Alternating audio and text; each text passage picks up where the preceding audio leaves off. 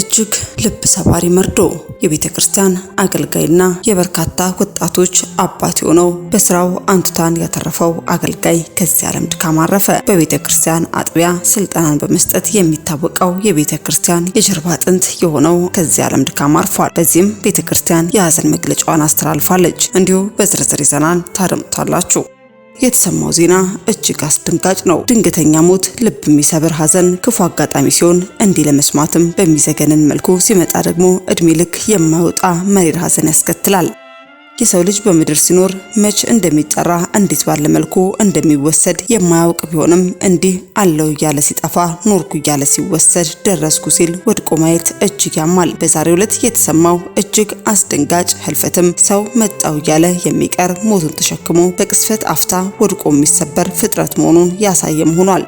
በቅርቡ ከአማኑኤል ቤተክርስቲያን የ3 ወር መንፈሳዊ ኮርስ ወስዶ መጣው ብሎ እንደወጣ ቀርቷል። ህዳር 23 የካ ጫካ ውስጥም በስስት የሚናፍቁት ትልቁ ልጃቸው ተስፋና ደስታቸው ታንቆ መሞቱን ሰሙ። ይህንንስ ከባድ ውሳኔ እንዲወስን ያደረገው ምን ይሆን የሚለውም የብዙዎች ጥያቄ ሆኗል። ለመሆኑ በዕለቱ የተፈጠረው ምን ይሆን? ለጆሮ ዘግናኝ ሆነው አሟሟት እንዴት ሊፈጠር ቻለ? ሁሉንም በዝርዝር ይዘናል። በቆይታችሁ ታደምጡታላችሁ። የሰላሌ ሽማግሌዎችና አሮጊቶች የምስራች! እውነተኛ ፓስተር ገና አሁን አገኘን። ስለፈጠራችሁ አምላክ፣ ስለምትፈሩ አምላክ ብላችሁ ወደዚህ ፓስተር ቸርች ውሰዱን። የጂፒኤስ ቤተክርስቲያን መስራችና ባለራዕይ ነብይ ሄኖክ ግርማ የደረሰበት እጅግ አስደንጋጭ ነው። ከሰሞኑ የሰላሌን ህዝብ መናገሩን ተከትሎ ያልተጠበቀ እጅግ አደገኛ ዛቻና ማስፈራሪያን አስተናግዷል። ነብይ ሄኖክ ግርማ በጉዳዩ ላይ ይቅርታ ቢጠይቅም ነገሩ ግን ከድጡ ወደ ማጡ ሆኗል። በነብይ ሄኖክ ግርማና በቤተክርስቲያን ላይ ያነጣጠረው መንግስትም ምዕመኑም ሊያውቀው የተገባ አስቸኳይ ጥሪም ተላልፏል። ጉዳዩ ምን ይሆን? በነብይ ሄኖክ ላይ የማስፈራሪያ ዛቻና በቤተክርስቲያን ላይ ጥቃት ሊጥል ያለው አካልስ ማን ነው የሚሉትን በዝርዝር ይዘናል። በቆይታችሁ ታደምጡታላችሁ። በስተመጨረሻም አሁን ያለንበት ዘመን ልክ እንደ ትክክለኝነት ተግባር በየጊዜው እየሰማን ያለነው እጅግ ጸያፍ የግብረ ሰዶም ተግባርና እንቅስቃሴን ተከትሎ የእግዚአብሔር ሰው ፓስተር ግርማ ተስፋዬ በአስቸኳይ ሊደመጥ የተገባ መልእክትን አስተላልፈዋል። የእስራኤል ልጆች በብዙ የተጎዱት ከእግዚአብሔር ፍቃድ ጋር በመተላለፋቸው ነው። እኛም እንዲሁ ብዙ ነገራችን የተጎዳው ከፍቃዱ በመውጣታችን ነው፣ ተጠንቀቁ በማለትም መልእክታቸውን አጋርተዋል። የፓስተር ግርማ ለቤተክርስቲያንና ለምዕመን ያስተላለፉት ዘመን ተኮር መልእክት ምን ይሆን? በቆይታችሁ ከአንደበቱ ታደምጡታላችሁ። እስከ መረጃው ፍጻሜ አብራችሁን ቆዩ።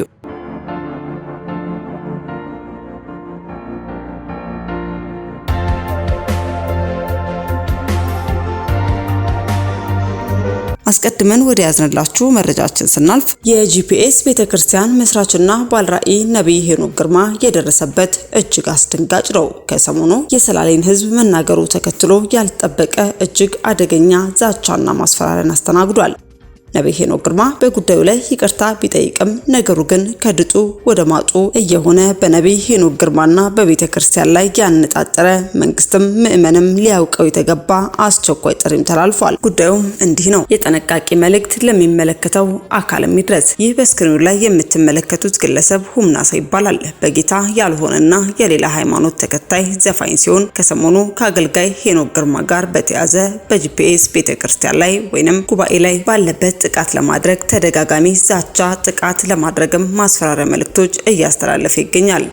በመሆኑም ግለሰቡ አጋጣሚውን በመጠቀም ለሰላሌ ወገኖች አሳቢ በመምሰል አደጋ ለመጣል በተደጋጋሚ ከሚያስተላልፋቸው ንግግሮቹ እንደተሰናዳና በዝግጅት እንደሚገኝም የተላከልን መረጃም ያመላክታል። እንዲያሉ ግለሰቦች በተለያዩ አካባቢ ህብረተሰብን ሰላም በመንሳት ትግል ብለው በየጫካው መሽገው ሸኔ፣ ፋኖ በሚባሉና መሰል ዘራፊና የወንበዴ ቡድኖችም ተልኮ ወስደው በከተማ የሚንቀሳቀሱ ሊሆኑ እንደሚችሉና አጋጣሚውን ወደ ሌላ ለመቀየር እያደረገ የሚገኝ እንቅስቃሴ ሊሆን እንደሚችል ማስፈራሪያ መልእክቱ ያስረዳናል።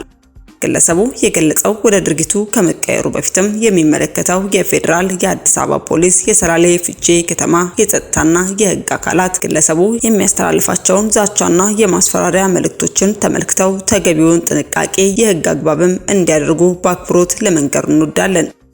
ይህ በሰላማዊ ህዝብ ተሸጉጦ ለጥቃት የሚሰናዳ ግለሰብም በቁጥጥር ስር መዋልም ተገቢም ነው። ከዚህ በተጨማሪ በሄኖክ ቤተሰብና መኖሪያ ቤትም ሆነ በሚመራው ቤተክርስቲያን ወይንም በጉባኤ ላይ አንዳች ነገር ወይንም ጥቃት ቢደረግ የግለሰብ ባስተላለፈው መሰረት እንዲታወቅ ለመንገር እንወዳለን። ሌላው ነገር ለሀገራችን ከፍተኛ ዋጋ ከከፈሉ የጀግኖችና የምሁራን መፍለቂያ ከሆነችው ለወንጌልም ብዙ ዋጋ የከፈሉ አባቶች ምናልባትም ዛሬ ላይ ወንጌላችንን እዚህ እንዲደርስ በሚባል ደረጃ ብዙ ከተነሱበት ከዚህ ከተከበረ የሰላሌ ህዝባችን ላይ የአገልጋዩ ንግግር አብዛኛውን የወንጌል አማኝ ያሳዘነ፣ አማኙንም በከፍተኛ ሁኔታ የተቃወመው መሆኑ የሚታወቅ ነው። ይህ እንዳለ ሆኖ አገልጋይ ሄኖክ ግርማ በተናገረው የአፍ ወለምታ ራሱ ጭምር ማዘኑን በዚህ ደጋግሞ ይቅርታ መጠየቁም ይታወቃል። የግለሰብ ባለማወቅ ባለማስተዋል በተናገረው ነገር ይቅርታ ከጠየቅና ለራሱ ተጸጽቶ ንስሐ ከገባ ለሌሎችም ስህተቱ አስተማሪ ከሆነ በቂ ነው። ከይቅርታ በላይ ደግሞ ምንም ነገር የለም። ሁላችንም ይቅርታ ብለን ጊዜ፣ ዘመን፣ እድሜ ተሰጥቶን ምሕረት በስቶልን እንጂ በእኛ ፍቃድ ሊሆን አይደለምና የሰላሌ የፊቼ ነዋሪዎችም የመንግስት አካላት ወንድማችሁ ሄኖክ ግርማ አባቶችና ለአካባቢው ህዝቦች ካለው ክብር በቀጣይ ከገለጸው ነገር አንጻርም በዚህ ልክ ከተሳቀቀና ራሱ ተጸጽቶ ይቅርታ ከጠየቀ በፍቅር እንድትቀበሉት እኛም መልእክታችን ነው። በፊቼ ሰላሌም ሆነ በአዲስ አበባና በሌላ አካባቢም ለምትገኙ ጌታችን ኢየሱስ ክርስቶስ ላሰባሰበን ቅዱሳን ወንድሞችና እህቶች ደግሞ የዚህ አገልጋይ ሄኖክ ግርማ ወንድምነቱ አልተሻረምና በንግግሩ ቅር የተሰኛችሁ ይቅርታ ብሏልና እናንተም ይቅርታውን ትቀበሉ ዘንድ በጌታ ፍቅር እኛም መልእክታችንን ማስተላለፍ ወደድን።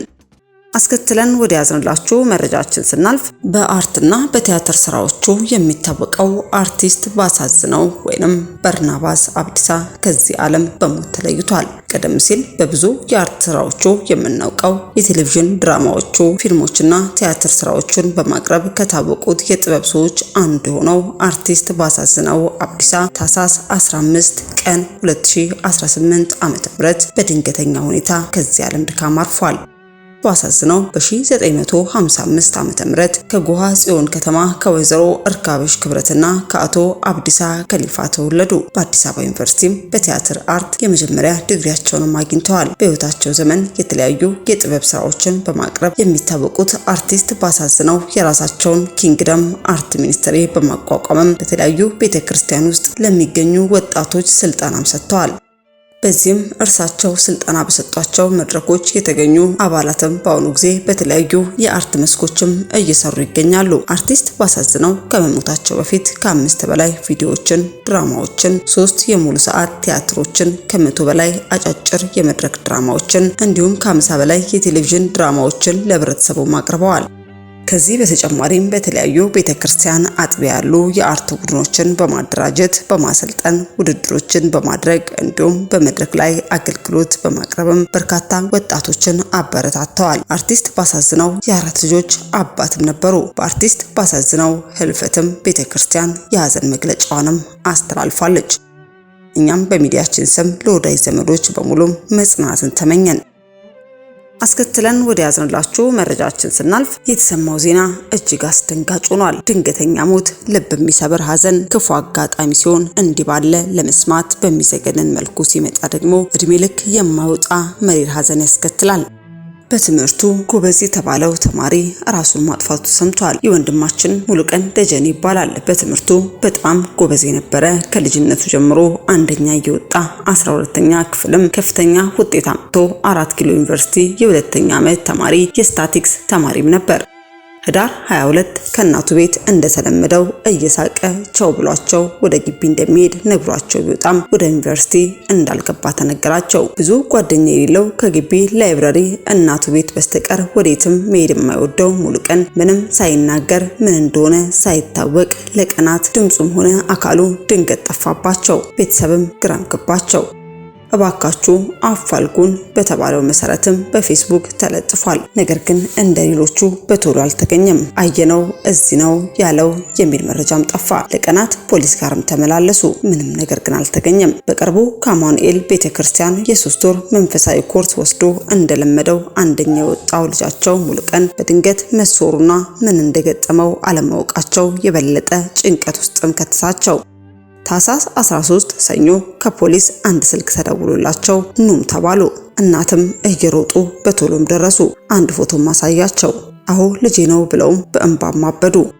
ያ በጉጉት የሚጠብቁት በስስት የሚናፍቁት ትልቁ ልጃቸው ተስፋና ደስታቸው ታንቆ መሞቱን ሰሙ። ከባድ መርዶ፣ ከባድ ሐዘንም ሆነባቸው። ህዳር 23 የካ ጫካ ውስጥም አግኝተውት ምንም አይነት መረጃ ስላላገኙ ህዳር 27 እንደቀበሩትም አረዷት። እናትን ምን ቃል ያጽናናት ይሆን? ሙሉቀንስ ምን ጎሎበት ምን ሳት ይሆን? እጅግ በጣም ያሳዝናል። ለወንድማችን ቤተሰቦች፣ ወዳጅ ዘመዶች ሁሉ እኛም በሚዲያችን መጽናናትን ተመኘን። በስተመጨረሻ ወደ ያዝንላችሁ መረጃችን ስናልፍ አሁን ያለንበት ዘመን ላይ ልክ እንደ ትክክለኝነት ተግባር በየጊዜው እየሰማን ያለነው እጅግ አጸያፊ ነው። የግብረ ሰዶም ተግባርና እንቅስቃሴን ተከትሎ የእግዚአብሔር ሰው ፓስተር ግርማ ተስፋዬ በአስቸኳይ ሊደመጥ የተገባን መልእክትን አስተላልፈዋል። የእስራኤል ልጆች በብዙ የተጎዱት ከእግዚአብሔር ፍቃድ ጋር በመተላለፋቸው ነው። እኛም እንዲሁ ብዙ ነገራችን የተጎዳው ከፍቃዱ በመውጣታችን ነው፣ ተጠንቀቁ በማለትም መልእክታቸውን አጋርተዋል። የፓስተር ግርማ ለቤተክርስቲያንና ለምዕመኑ ያስተላለፉት ጊዜ ተኮር መልእክት ምን ይሆን የሚለውንም ከአንደበታቸው እንድታደምጡት ጋበዝን። ኃጢአትን ኃጢአት አይደለም ብሎ መካድ። ማን ነው ኃጢአት ያደረገው? አንተ ነህ ኃጢአት። ዛሬ እኮ ግብረ ሰዶማውያኖች እናንተ ናችሁ ኃጢአት ያደረጋችሁት እያሉ እነሱ የደረሱበት ሌቭል እኛ ያልደረስንበት ሌቭል አድርገው ልክነን፣ በጣም ልክነን። እግዚአብሔር ጋድ ኢዝ ላቭ ይሄንን አታውቁም ይላሉ። የማይጠቀስ ቦታ ጥቅሱን ይጠቅሱታል። ጋድ ኢዝ ላቭ ይላሉ እና ኃጢአትን ኃጢአት አይደለም ብለው ክደዋል። እግዚአብሔር በፍጥረት ውስጥ ቶለሬት ማድረግ ያልቻለው ኃጢአት ቢኖር ግብረ ሰዶምን ነው። ምልክቱ ምንድን ነው? ብዙ ኃጢአት አድርገው ታግሶ በብሉይ ኪዳን ግብረ ሰዶምን ግን መታገስ ስላልቻለ ምዕራፍ 19 ዘፍጥረት ላይ ምድሪቷን ገለበጣት።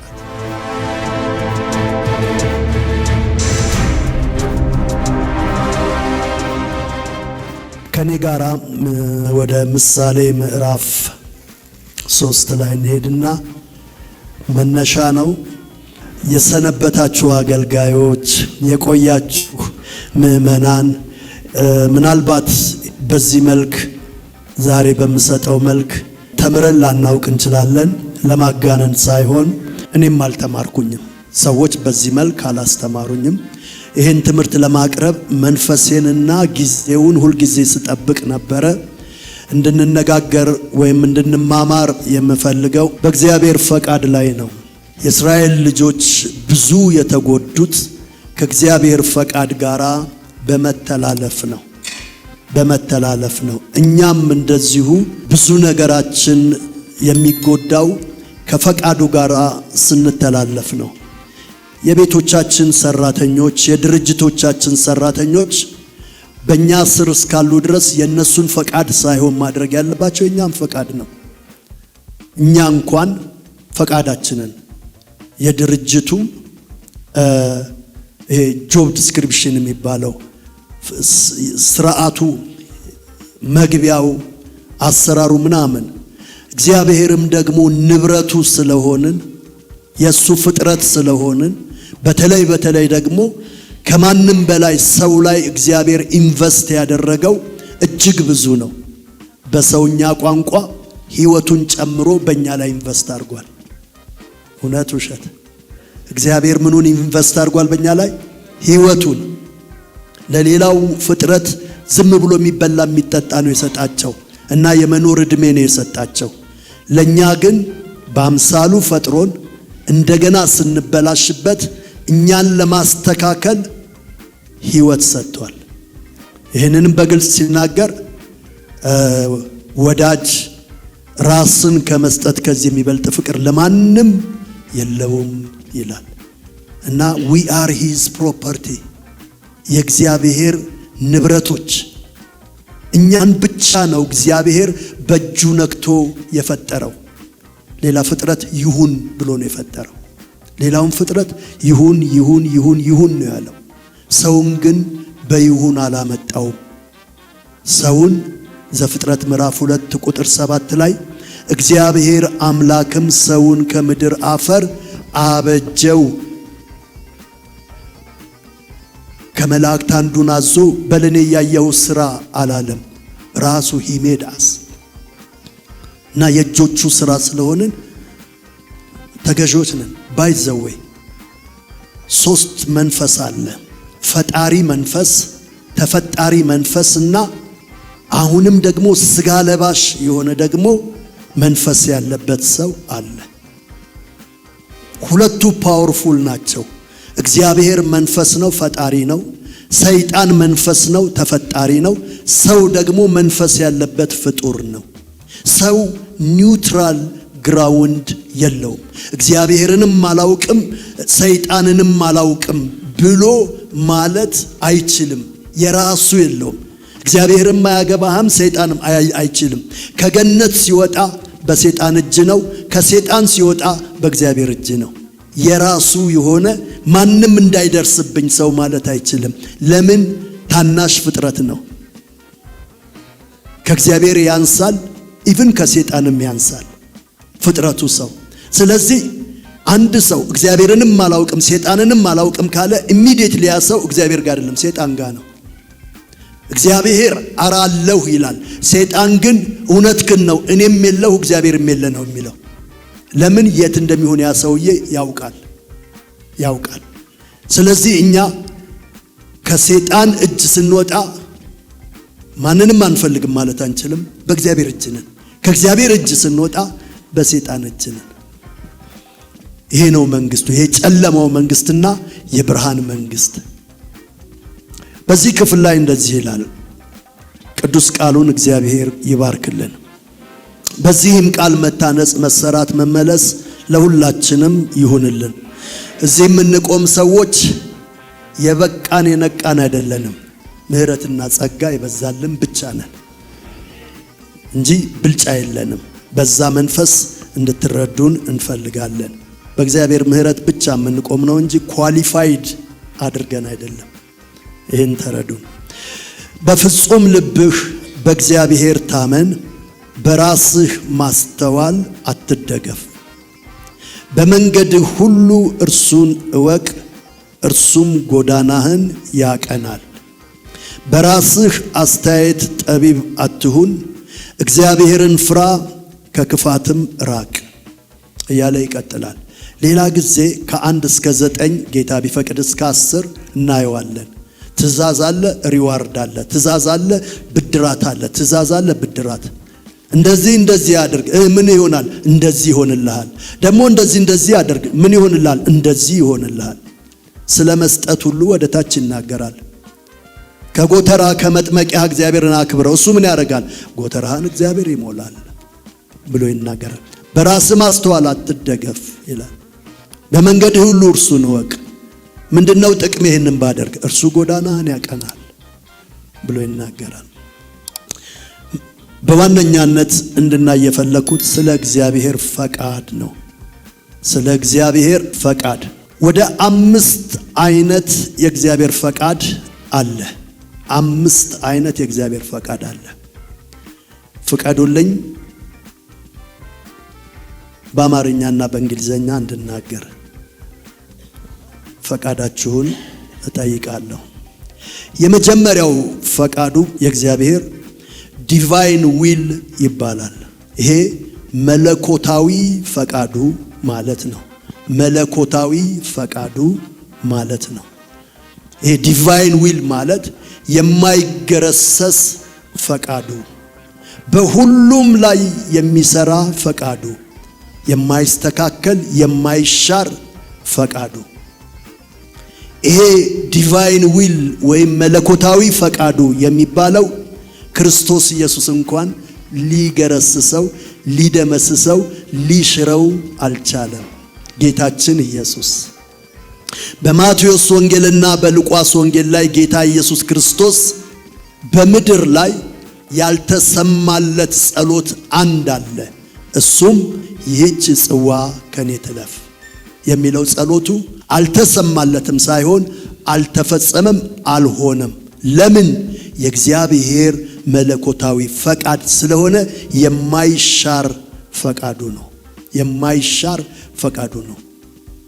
እና መጨረሻ ጌታችን ኢየሱስ ምን አለ? እንግዲያው አባት ሆይ የኔ ፈቃድ አይሁን ያንተ ፈቃድ ይሁን።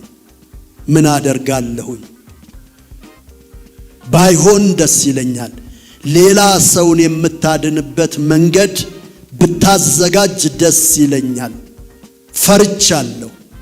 ወደ መከራው ስጠጋ፣ ወደ መስቀሉ ስጠጋ በጣም ፈርቻለሁ። እኔ አይደለሁም ያልኩት። ሉቃስ 22 ወደ 44 አካባቢ ሄዳችሁ እዩ። በፍርሃትም ሲያጣጥር መልአክ መጥቶ ያበረታው ነበር። በፍርሃት ሲያጣጥር ተብሎ ተጽፏል። ይሄ እኛ የምንበረከክለት ጌታ እና መጽሐፍ ቅዱስ ይህንን ይነግረናል። ይሄ መለኮታዊ ፈቃዱ ነው። ይሄ የማይገረሰስ ፈቃዱ ነው። ሌሎችም በዚህ በመለኮታዊ ፈቃድ ውስጥ ልናያቸው የምንችላቸው አሉ።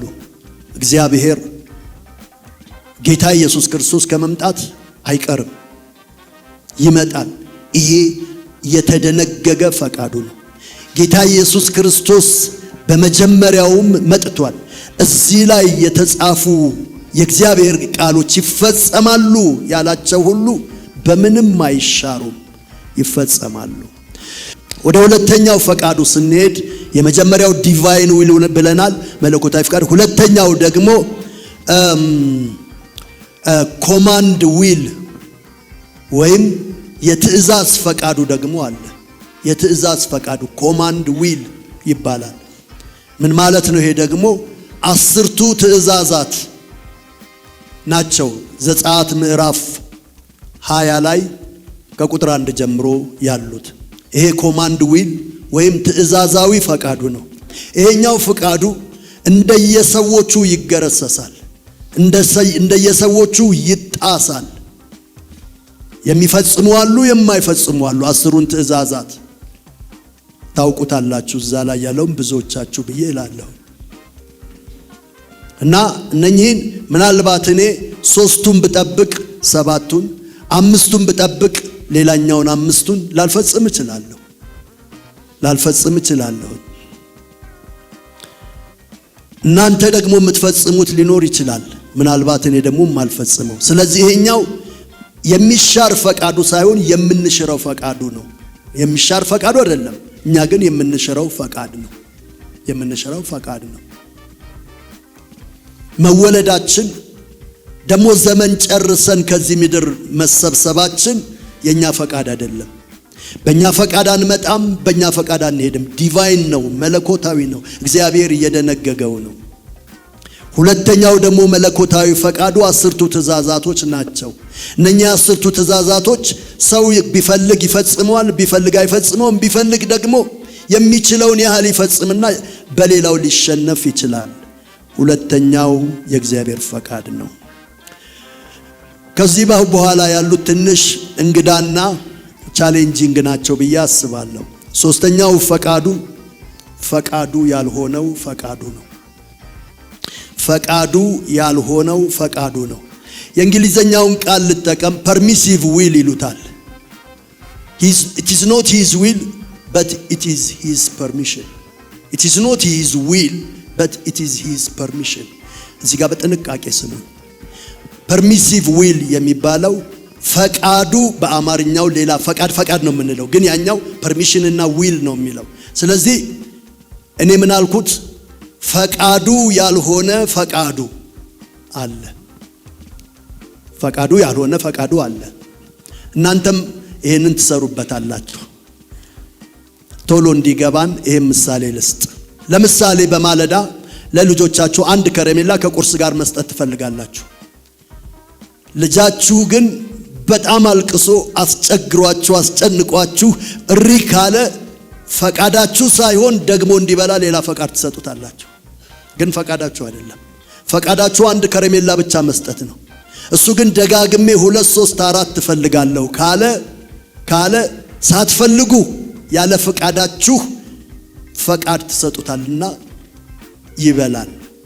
ገና ነኝ በደንብ በእግዚአብሔር ቃል እመጣለሁ። ይሄ በእግዚአብሔር ቃል አይደለም ምሳሌ ነው፣ ግን ያስፈልገናል።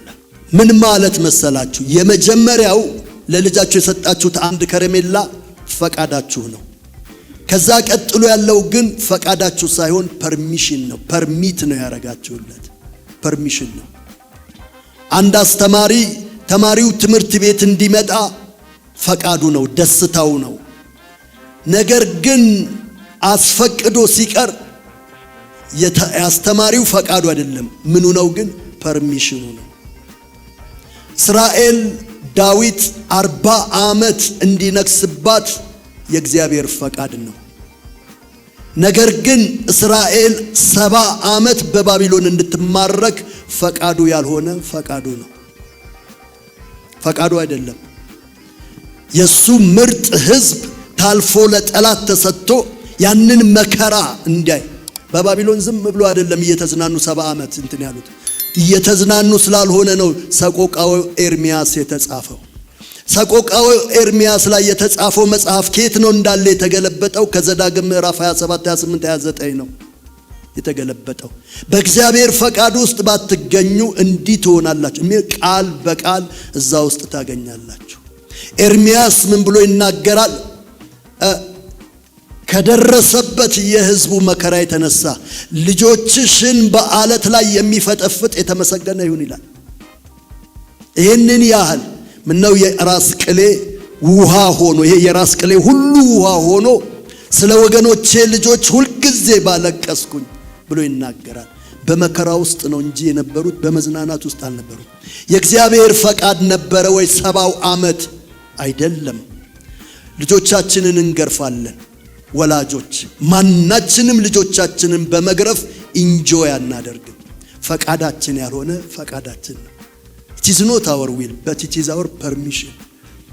ብዙዎቻችን የምንጎዳው አንዳንድ ጊዜ ከእግዚአብሔር ፈቃድ ውጪ እንሄድና ፈቃዱ ያልሆነ ፈቃዱ በዛ ውስጥ እንድንወድቅ ያረገናል። በመጽሐፍ ቅዱስ ውስጥ ሳኦል ንጉሱ ሳኦል እንኳን የነገሰው የእግዚአብሔር ፈቃድ አይደለም። ያለ ፈቃዱ ግን አነገሰላቸው። ሳሙኤልን ምን አለው? ተዋቸው፣ ነገሩ ካንተ ጋር አይደለም፣ ችግሩ ከኔ ጋር ነው። እኔን አምላካቸውን ስላልወደዱ፣ እኔ ንጉስ እንደሆናቸው በእነሱ ላይ ስላልወደዱ የአሕዛብን ነገስታት አይተው የሰው ንጉስ ፈለጉ። ስለዚህ አንግስላቸው። ከሐዘን ነው የሚናገረው፣ ፈቃዱ አይደለም።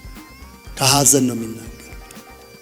እና አንዳንድ ሰዎች ከእግዚአብሔር ቤት ወጥተው በእግዚአብሔር ቤት ውስጥ የሌሉ ሰዎች ወንዱም ሴቱም ያገባና አንዳንድ ነገሮች ሲከናወኑለት የእግዚአብሔር ፈቃድ በዛው ያለ መስሏል። እግዚአብሔር ከቃሉ ጋር አይጋጭም። ጨለማ ከብርሃን ጋር ምንም አሶሺየት የሚያደርግ ነገር የለው። በመውለዱ በመክበሩ በመናመኑ እሱን ከእግዚአብሔር ፈቃድ ጋር ሊያያይዘውና ሊያጣጥመው ለራሱ ኤክስኪዩዝ ሊሰጥበት ይፈልጋል። በዚህ እንዳንሞኝ ወይ እንዳንታት አይደለም። በኋላ መጣበታለሁ። 4 የኃጢአት አይነቶች ጋር እንመጣለን። አሁን ከጥቂት እንትኖች በኋላ 4 የኃጢአት አይነቶች አሉ። እሱ ጋር ኃጢአትና ደግሞ ክፋት ከዚህ በፊት ይለያያል። ክፋትና ኃጢአት፣ ክፋት ከኃጢአት ይበልጣል።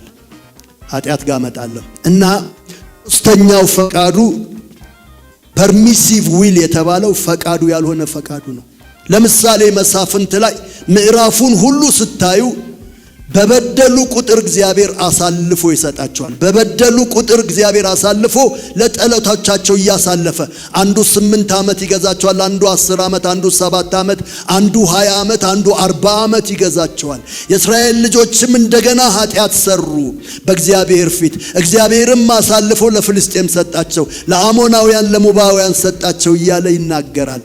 ፈቃዱ ሆኖ አይደለም፣ በዛ ውስጥ ግን እንዲቀጡ ያደርጋል እና ፈቃዱ ግን አይደለም። የእግዚአብሔር ፈቃድ አይደለም። ይህንን በጥንቃቄ ልናይ የሚገባን ነው። በህይወታችን እንደዚህ አይነት ነገሮች ያልፋሉ። የእግዚአብሔር ፈቃድ ያልሆነ ፈቃዱ እናያለን። ከዛ ውስጥ በጣም ጥቂት ነው የተናገርኩት። ብዙ ማውጣት እንችላለን። አራተኛው ኮንዲሽናል ዊል በአማርኛው ለሁሉ ያልተፈቀደ ለተወሰነ ፔሪድ ለተወሰነ ፔሪድ ኮንዲሽናል ዊል ነው። ለምሳሌ እግዚአብሔር የእስራኤልን ልጆች በፍጹም ከአሕዛቦች ጋር እንዳይጋቡ ብሏል።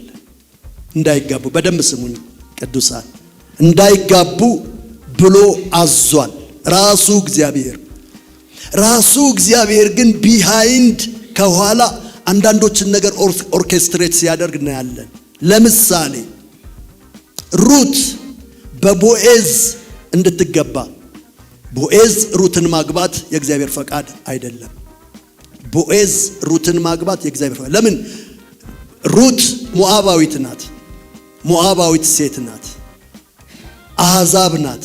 ቦኤዝ ደግሞ እስራኤላዊ ነው። ነገር ግን እነኚህ ሁለት ሰዎች እንዲጋቡ አድርጓል። ቦኤዝ አይሁዳዊ ነው ወይም እስራኤላዊ ነው፣ ሩት ግን አይደለችም። እንዲጋቡ ከኋላ እግዚአብሔር የሚሰራው ስራ ነበረ። እችኛዋ ሴት አሕዛብ ናት። እንደገና ደግሞ ሴት እስራኤላዊን ደግሞ አስቴርን እንውሰድ።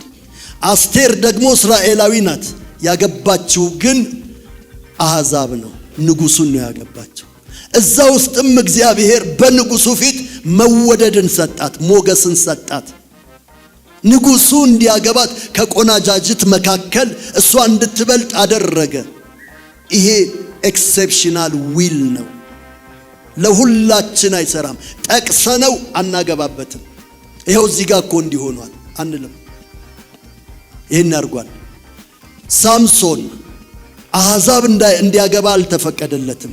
ነገር ግን እግዚአብሔር ቢሃይንድ ሳምሶንም ወደ ተምና እንዲወርድና ከነሱ አገር እንዲያገባ እግዚአብሔር ከኋላ ሆኖ በቃል ሳይናገር ያደርግን። ለምን? ሳምሶንንም ወላጆቹ እንዲህ አሉት፣ ከሕዝብ ሴት ልጅ ጠፍቶ ነው ወይ? እንዴት ሄደ ከአሕዛብ ታገባለህ ብለው ሲሉት፣ ሳምሶንም የአባቱን ቃል የወላጆቹን ቃል አልሰማ አለ። ምክንያቱም ይላል እግዚአብሔር ፍልስጤማውያኖችን ሊበቀላቸው ወዷልና የሚል ቃል አለ። እግዚአብሔር ፍልስጤማውያኖችን ሊበቀል ስለፈለገ ሳምሶን እምቢ እንዲል በልቡ አደረገ። አንዳንድ የሚጋጭ እኮ የመጽሐፍ ቅዱስ ቃል አለ፣ ራሳችሁን ለመፍታት የምትገሩ። ለምን? ሂድና ፈርዖንን ሕዝቤን ልቀቅ በለው ብሎ ሙሴን ይልከዋል። አንኳኩቶ ሙሴ ሄዶ ሲል ደግሞ እግዚአብሔር ራሱ ምን ይላል? እኔ ደግሞ እሺ እንዳይል ልቡን አደነድናለሁ።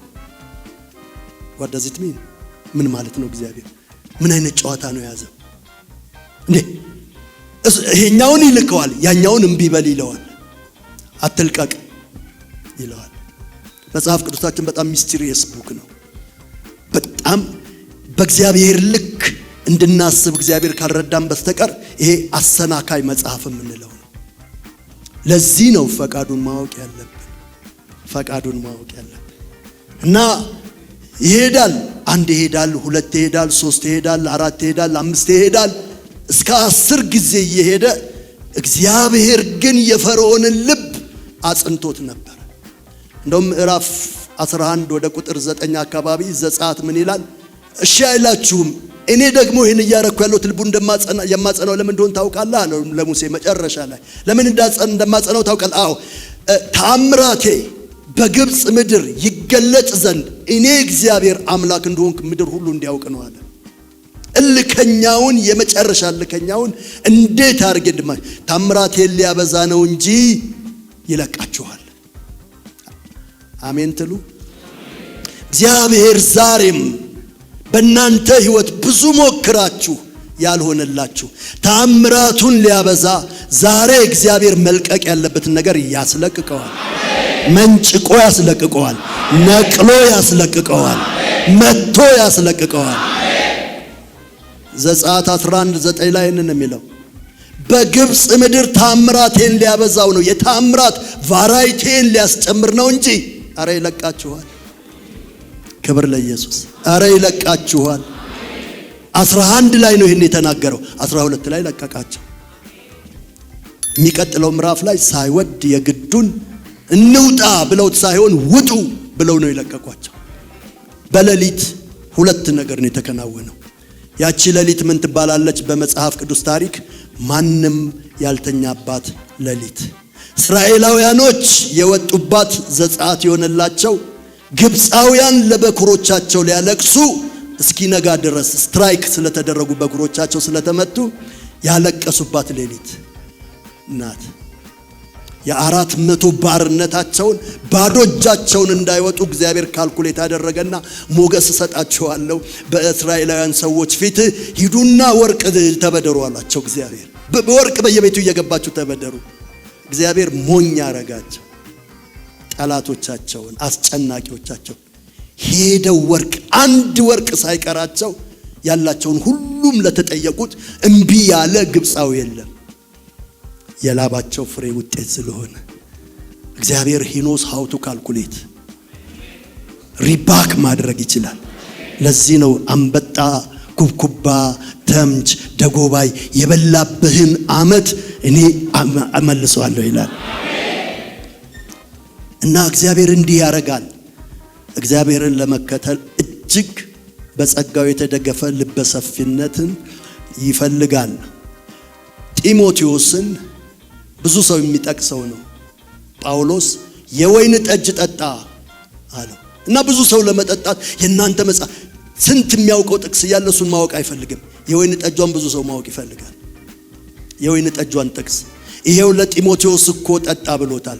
መጀመሪያ ወይን ጠጅን ማወቅ መቻል አለብን። 3 አይነት ወይን ጠጅ አለ። ቶሎ ልናገር። አንደኛው ጁስ ወይን ጠጅ፣ ሁለተኛው አልኮል ወይን ጠጅ፣ ሶስተኛው መራራ ለመድኃኒት እንደ አኔስቴሲያ የሚጠቀሙት ወይን ጠጅ አለ። ፈርመንትድ ኦቨር ፈርመንትድ የሆነ ወይን ጠጅ አለ የበሰለ። እሱ ለምንድን ነው ብላችሁ ብትሉ ልክ ኢየሱስ ሲሰቀል ቆምጣጤ በጣም የቆመጥ ምን ያን ዲዚ እንዲያረገው እንዲያደነዝዘው ፔኑ እንዳይሰማው እንዲያደርገው እሱ ወይን ጠጅ ለምን እዛ መስቀል ላይ በጣም ስለሚጮሁ ስለሚያንቋርሩ ስለሚሰቃዩ ያ የነሱ ድምጽ ታች ያሉትን ስለሚረብሻቸው በጣም ልክ ኦፕራሲዮን የተደረገ ሰው አነስቴሲያው ሲያልቅ በጣም ስለሚሰቃይ እንደገና ይሰጠዋል። ምን እንዲሆን እዛ ዲዚነስ ውስጥ እስኪሻለው ድረስ እንዲቆይ ያደርጋል። ምሳሌ ውስጥ ምን ይላል?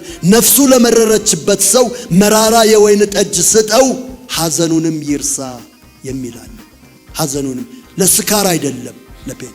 ያ ኢያሪኮ በመንገድ ሲሄድ የቆሰለውን ሰው አይቶ አውጥቶ ያፈሰሰው ያንን እንደ አልኮል የሚጠቀሙበትን ወይን ጠጅ ነው ያፈሰሰለት እንደ አልኮል ለቁስሉ እና አይጠጣም። ኖርማሊ አይጠጣም።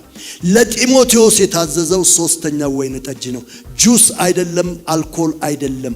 ለመድኃኒትነት የሚጠቀሙት ኦቨር ፈርመንትድ የሆነ እሱን ነው። ስለዚህ ይህንንም ለይተን ማወቅ መቻል አለብን።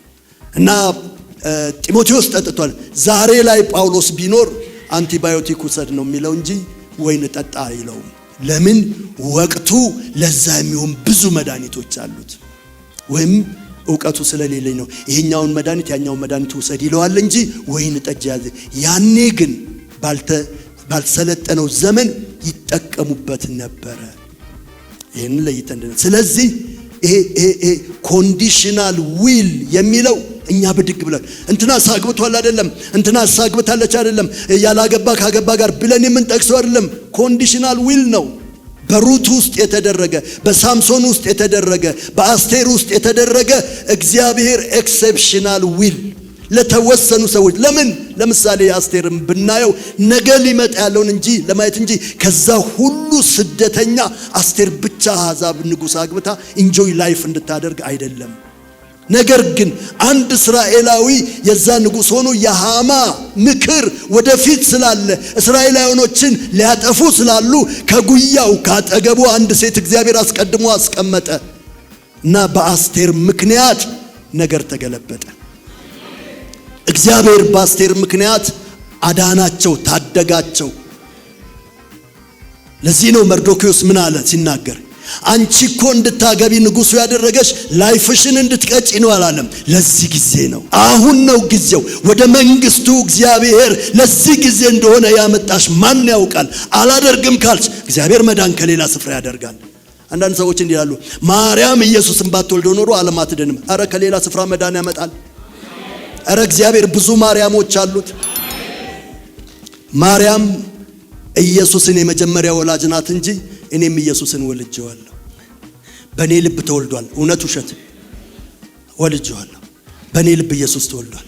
በእናንተ ልብ ኢየሱስ ተወልዷል። ማርያም የአዲስ ኪዳን ጀማሪ ወላጅ ናት። ከዛ በኋላ ይኸው በእኛው ልብ ውስጥም እየተወለደ ነው። ተመስገን ወገኖቼ። ስለዚህ የማርያም መጀመር ባለፈው ደግሞ ምን ብያለሁ? ማርያም አልወለደችውም ብያለሁ። ኢየሱስ ነው ከማርያም የተወለደው እንጂ ማርያም አልወለደችውም ብያለሁ። ዛሬ እንግዶች ካላችሁ አም ሶሪ አይ ቲንክ ዩቲዩብ ላይ ተጭኗል፣ እሱም ማየት ትችላላችሁ። ምን ማለት ነው? ኢየሱስ ነው የመረጣት እናቱ እንድትሆን እንጂ ልጇ እንዲሆን ማርያም አልመረጠች። ክሬዲቱ የኢየሱስ ነው እንጂ ክሬዲቱ የማርያም አይደለም። ይህንንም ጠንቅቀን ማወቅ መቻል አለብን። ውድ የሻሎም ቲዩብ አድማጭና ተመልካቾቻችን ለሰዓቱ የያዝንላችሁ መረጃ ያደምጣችሁትን ይመስል ነበር። በሌላ አዳዲስ መረጃ እስከምንገናኝ መልካም ቆይታ